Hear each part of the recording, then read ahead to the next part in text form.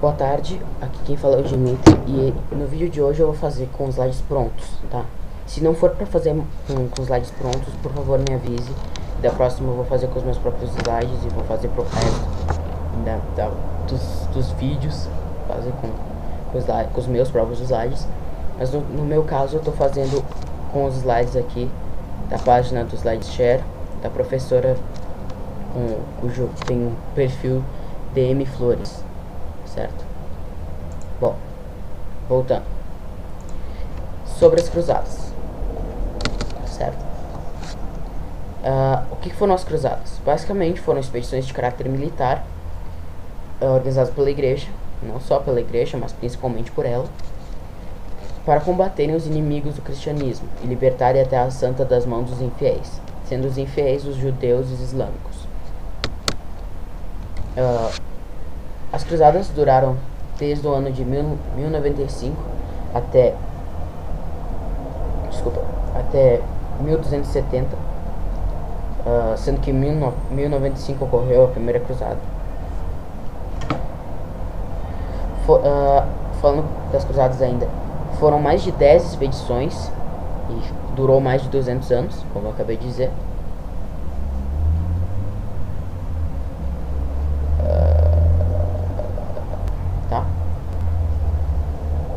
Continuando.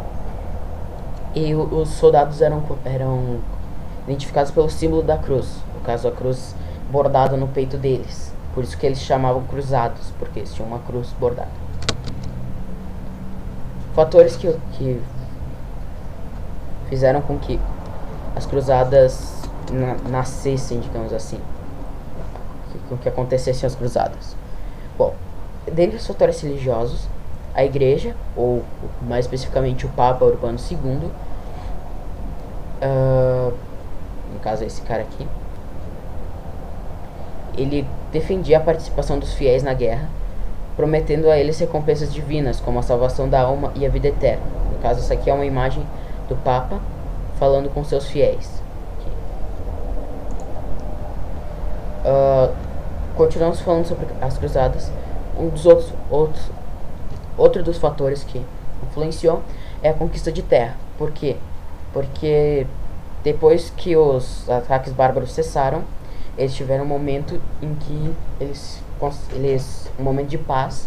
Sendo assim, eles acabaram tendo uma superpopulação para a época, fazendo com que as terras ficassem muito poucas pela quantidade de pessoas que viviam nelas.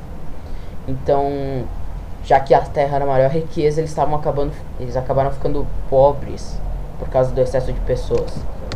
Então eles precisavam de mais terras. As consequências, basicamente, formação dos estados latinos do Oriente, expansão da cristianidade pela Europa Oriental e início do processo de reconquista da Península Ibérica. Também outra das consequências é a intolerância religiosa,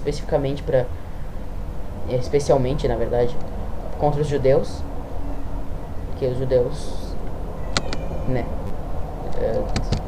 desculpa não me expressar bem, os judeus foram muito, se tu pegar a história, os judeus são extremamente maltratados, por mais que não pareça justo.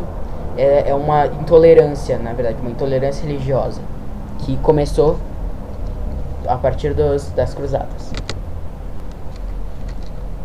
Outra das consequências é o restabelecimento das rotas comerciais entre a Europa e a Ásia, no caso a abertura do Mediterrâneo. Bom, durante a cruzada também ocorreu o retrocesso da servidão medieval, mas por outro lado, as especiarias e novas técnicas de cultivo, de produção de ferro, de fabricação de tecidos e novas práticas financeiras e comerciais foram criadas. Então, não foi de todo mal. Tá, aqui é das quatro cruzadas, das 4 primeiras cruzadas, um mapa mais ou menos de onde elas passaram. No caso, a primeira foi uma das mais compridas, atravessou desde o topo da Europa, no caso da Europa recente, até a Ásia aqui. Passou por Constantinopla, desceu aqui e tal. Na segunda, eles pegaram foi mais ou menos do meio da Europa. No caso, acho que, vamos supor que o meio da Europa aqui. Tá, foi de Metz fez mais ou menos que nem a primeira. Desceu até Constantinopla e se dividiu. Aí no caso aqui, ele pegou um pedaço do mar e veio pro Egito. Imagina que seja mais ou menos o Egito. Não consigo ver direito.